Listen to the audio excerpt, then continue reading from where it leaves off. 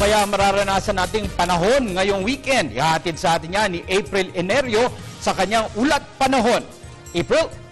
Yes, Attorney Mark, sa usaping weather disturbances, no, good news na lusaw na yung low pressure area na binantayan natin kahapon sa Hilaga o northern part ng ating bansa. Pero not so good news, meron ng panibagong sama ng panahon na nandito na sa loob ng ating area of responsibility.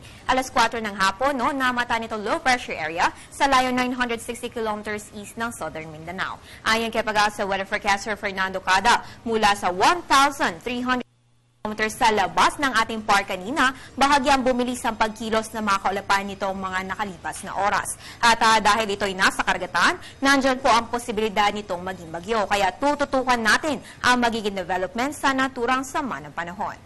Sa lagay naman ng panahon sa mga susunod na oras, humina po ngayon ang epekto ng southwest monsoon sa may western section ng Luzon. Kaya may ilang pag-ulan pa rin po sa may Zambales, Bataan, Batangas, Mindoro, Palawan, Surigao at Davao Oriental. Habang dito naman sa natitirang bahagi ng bansa, kabilang na ang Metro Manila, ay makaranas lamang ng isolated thunderstorms lalo na sa hapon o gabi. So in short, kumpara po sa mga nakarang araw, ay nag-improve naman kahit papano ang ating panahon.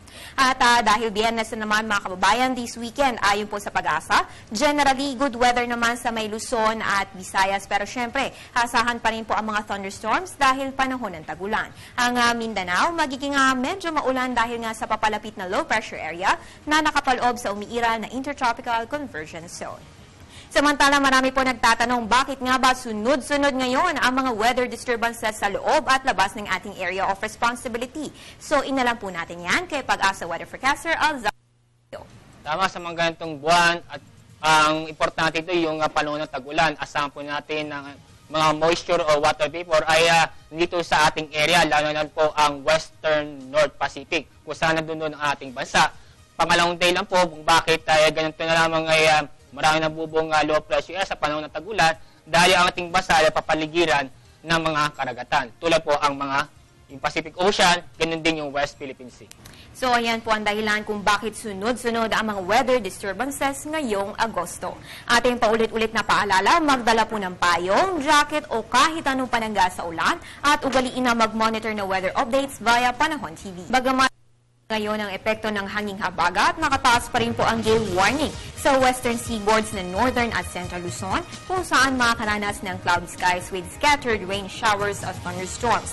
Magiging rough to very rough ang ating sea condition na may taas ng alon 3.4 to 4.5 meters at lakas ng hanging aabot ng 52 to 63 kilometers per hour o 28 to 34 knots. Kabilang po dito ang mga baybayin ng Ilocos Sur, La Union, Pangasinan, Western Coast ng Ilocos Norte, Zambales at Bataan. Ating abiso, delikado po ang maglayag dyan sa mga susunod na oras dahil sa surge ng southwest monsoon.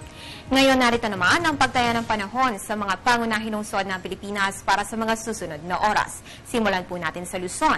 Mataas na po dito sa may Tuguegarao na may 25 to 34 degrees Celsius, habang mababa naman sa Baguio City na may 15 to 21 degrees Celsius.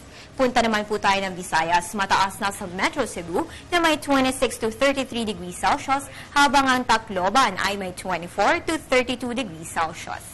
At sa Mindanao, mataas na po dito sa may Zamboanga na may 25 to 34 degrees Celsius at mababa naman sa Metro Davao na may 24 to 30 degrees Celsius. At para naman bukas, sisikat po ang araw alas 5:40 ng umaga at lulubog alas 6:24 ng gabi.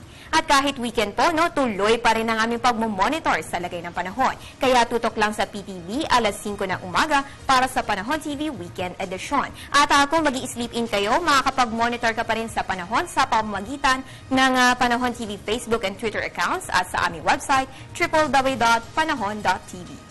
At yan ang pinakahuling balita mula dito sa Pag-asa DOST. Ako po niyong Weather Girl April Enerio para sa Telebisyon ng Bayan. Balik sa Attorney Mark at happy weekend. Maraming salamat, April Enerio.